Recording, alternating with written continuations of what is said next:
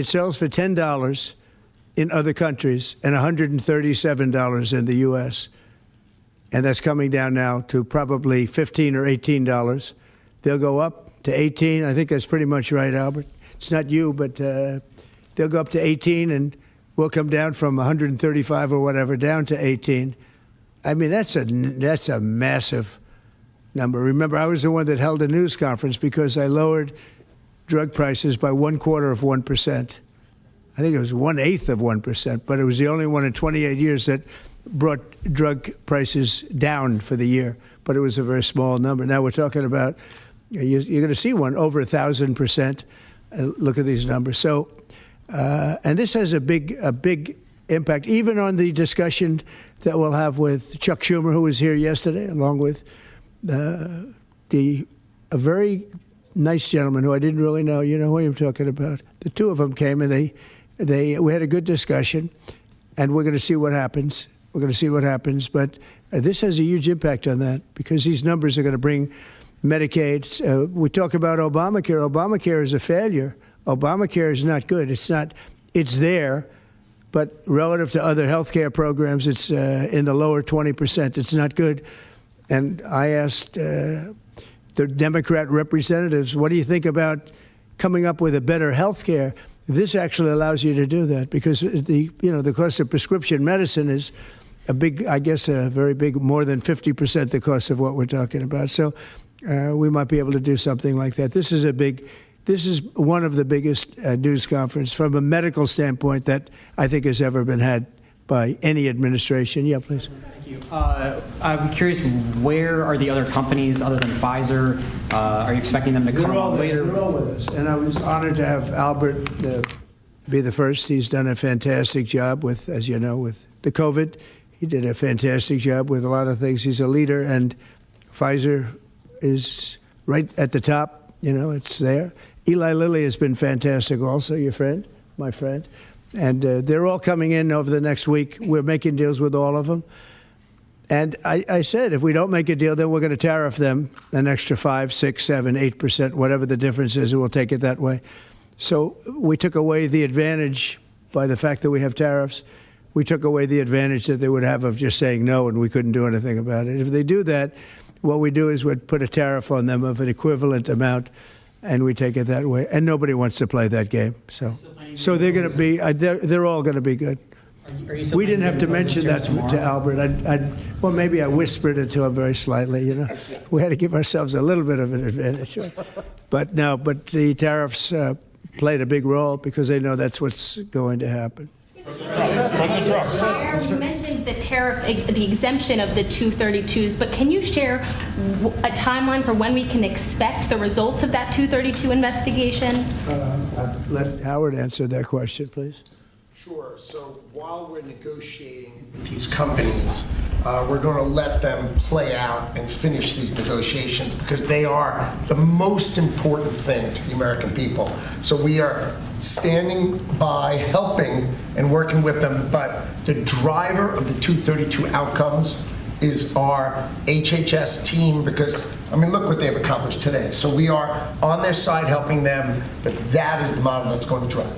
And you have to understand, Albert's spending $70 billion that he wouldn't be spending because of the tariffs, let's say, and other reasons. I think he liked the winner of November 5th, in all fairness, but because of the tariffs. And that wouldn't happen. He's not going to pay any tariffs because when he moves here, there are no tariffs. So he won't be paying tariffs. That's the beauty of it. If you move here, there are no tariffs. And we have over $17 trillion, Albert. Do you believe these numbers? So Biden had less than $1 trillion for 4 years.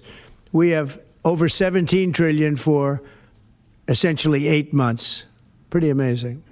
When will prices come down, Mr. President? When can America? They're going to start coming down. Drug prices? Well, they'll be starting immediately.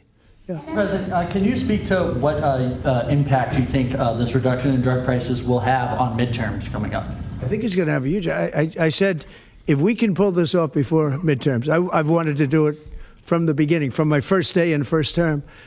And we were doing so well. We had the greatest economy we've ever had. Everything was good. And then we're ready to do this, which is complex and big. It's a big change. But what happened is COVID came, and we focused on COVID. We focused on COVID very hard with Albert, with the other companies, with everybody. Regeneron was a great thing. You know, we did a lot of therapeutics that were fantastic. And so we focused on that. And I said, if I pull this off again, the first thing I'm going to do, and you know, we've been working on this for 8 months. This is a very big deal. This is a big shock to the system. But it's not as much as I said. They're going to go up. The world is going to go up a little bit. We're going to come down a lot. But now it's fair. We're going to be paying the same thing. Yeah. President Trump, in your first term, when you cut the price of insulin, Biden later came in. He tried to steal credit for that. Do you think that? Do you worry that the Democrats are going to try to steal credit for these historic cuts? I really appreciate your question because I did. I cut the price of insulin down to $35. And the problem is with many of these things, now in this case it's going to be pretty quick, but oftentimes you'll do something medically because of the process, and it won't be seen for 2 or 3 years. That happened also with, I could say 4 different things, but just if you talk about insulin, so it was 200, 300, 500, and you couldn't get it, and I got it down to 35. And I said, I hope I win the next election because otherwise whoever wins is going to take credit for it. Well, what happened is we did win the election. We did great. But unfortunately, it didn't work out that way from a practical standpoint. And Biden, when I saw him get up and take credit for the $35 and even less insulin, that was 1,000% lower than what it was just previous. Boy, I tell you, I didn't like it. I didn't like it. So I did the best I could to let him know we did it, because we want to be given credit. But we are the ones that got insulin down to that number. And you're right, they tried to take credit for it. They had nothing to do. In fact, they didn't even know what happened. All of a sudden, the insulin price kicked in at $35. And they asked Biden about it. He had no idea what the hell they were talking about. But after they explained, and they didn't really explain to him because he was not capable really of understanding it. But when they went out and talked about it, they acted like it was a great feat by Biden. It had nothing to do with him. And it continues, and we'll get it down even further. But insulin was, people weren't taking it, I would imagine. They couldn't take it. God bless you, Bobby. I hope I didn't catch COVID just there. Don't you have Paxlovid? What is it? He's got Paxlovid. Give me a Paxlovid immediately. While Nancy Pelosi is ignoring what you're doing for the American people, she's going after your administration for cutting taxpayer-funded health care for illegal aliens. Last night, Nancy Pelosi, she went on NBC last night, dropped a bunch of F-bombs, told Republicans to go F themselves. Has she lost her mind? We have done an unbelievable job medically. Just this, if you did nothing else, we've done a lot like the insulin, but just this, nobody can ever catch this. This is the biggest price reduction times, maybe 10 times, 15 times than has ever been given before. And this is going to have a huge impact. You know, as I said, Obamacare is not a good thing. It's been bad. And I'd like to make it better. I told them, I spoke to a lot of people, a lot of Democrats recently. I said, why don't we change it? We can make Obamacare much better. We could come up with a new system that would be much better, less expensive for the people and better. This is maybe the biggest breakthrough because, you know, when you're talking about the prescription drugs, that's a big part of it. So we're going to look. This is prescription, but we're going to be looking at that. We could come up and through this whole thing, you know, because I don't know, we'll probably have a shutdown because one of the things they want to do is they want to give incredible Medicare, the Cadillac Medicare, to illegal immigrants. And what that does is it keeps them coming into our country, and like they do in California. And no country can afford that. No country. And we have the border stopped up. We have it closed. We have nobody for 4 months. Zero people came in. That wasn't me. That's by the authorities who happen to be liberally oriented. But just think of that. We have people offering health care to people all over the world that they can't afford to pay. And that's the Democrats. And what that does is it brings people into the country because they want to come in for the health care.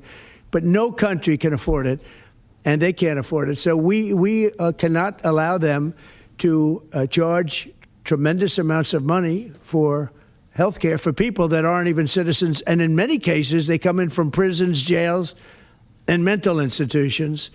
And we can't let that happen. So we have a big fight over that. We have a fight over open borders. They still want open borders. We're having a fight over men and women's sports, if you believe it. You would have thought they would have learned that it's not a good issue. And we have a fight in transgender, as you know, transgender for everybody. And that, when you talk medically, that's a lot of money, too. That's a lot.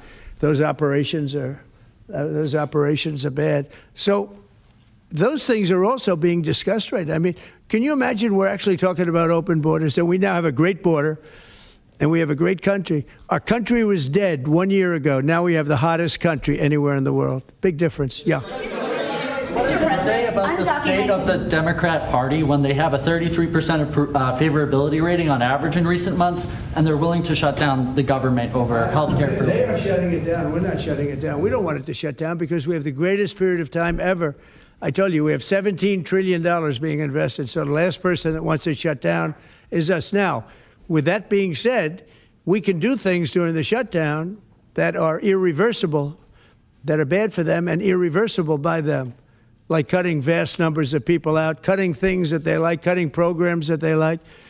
And you all know Russell Vought. He's become very popular recently because he can trim the budget to a level that you couldn't do any other way. So they're taking a risk by having a shutdown because of the shutdown, we can do things medically and other ways, including benefits. We can cut large numbers of people out. We don't want to do that, but we don't want fraud, waste, and abuse.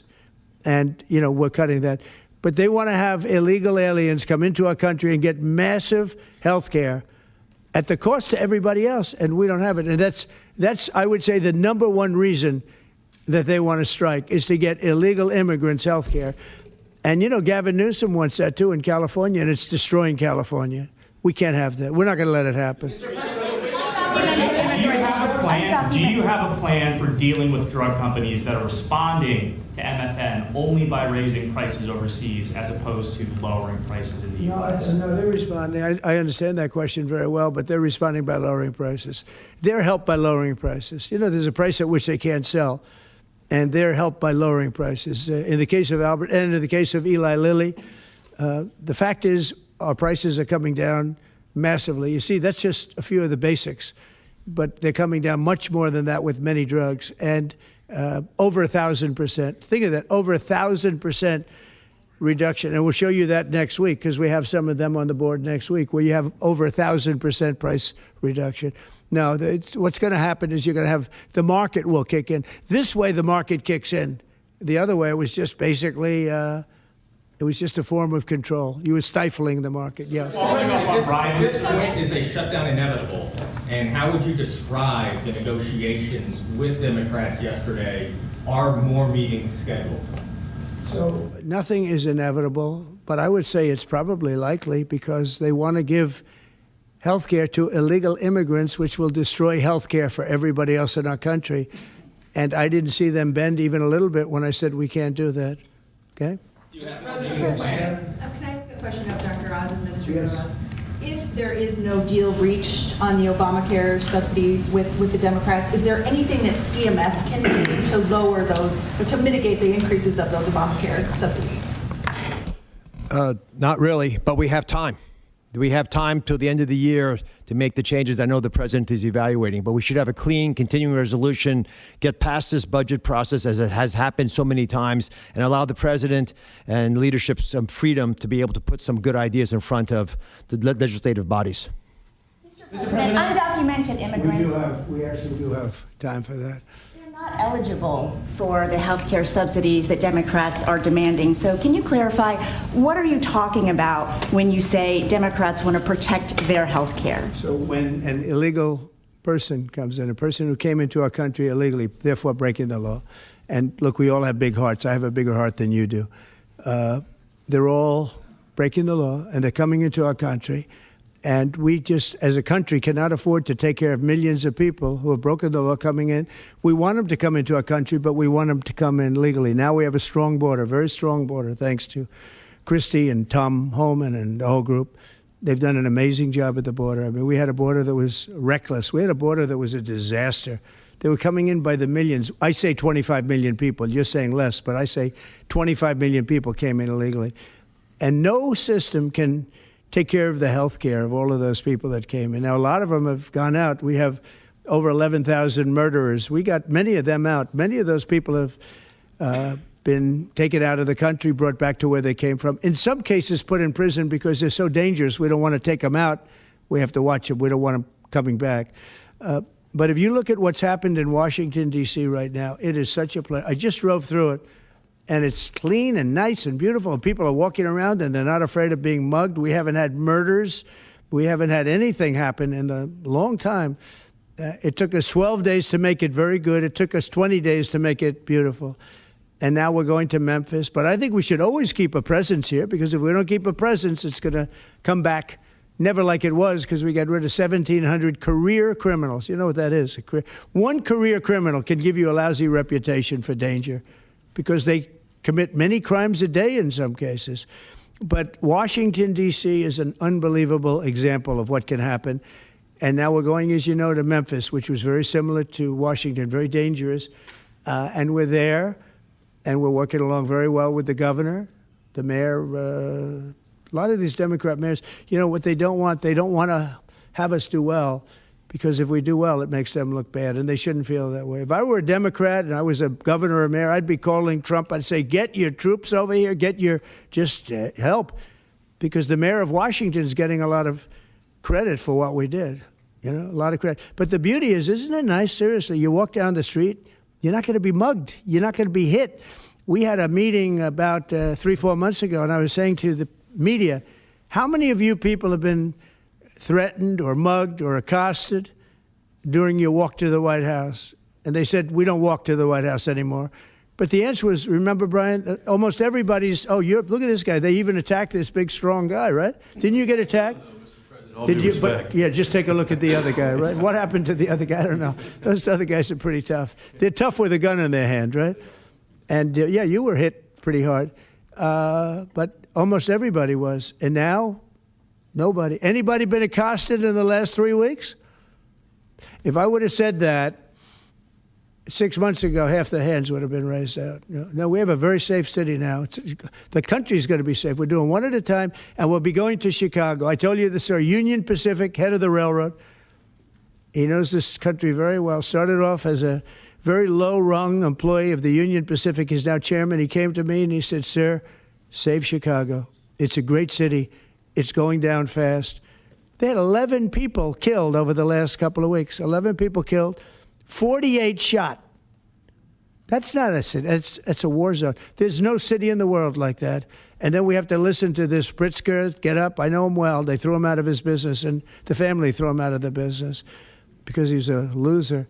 But we have to listen to Pritzker get up. He should call me and say, get the troops in.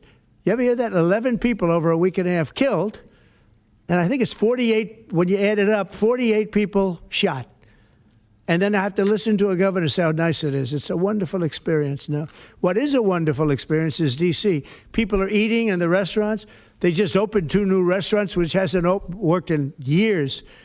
And we had it pretty good 4 years ago. We were just getting ready to do this, but we did it right. And, we have a big victory in the Supreme Court. It's called merit.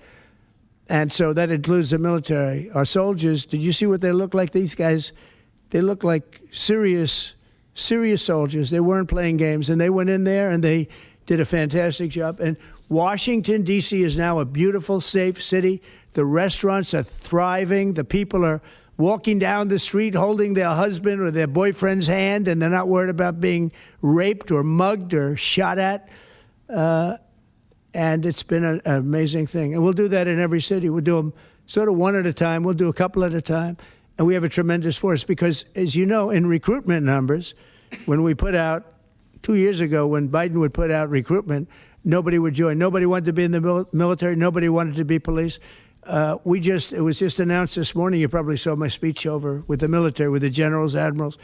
Record numbers of people signing up for the Navy, the Army, Air Force, Marines, Coast Guard, Space Force. I love Space Force. That was my baby.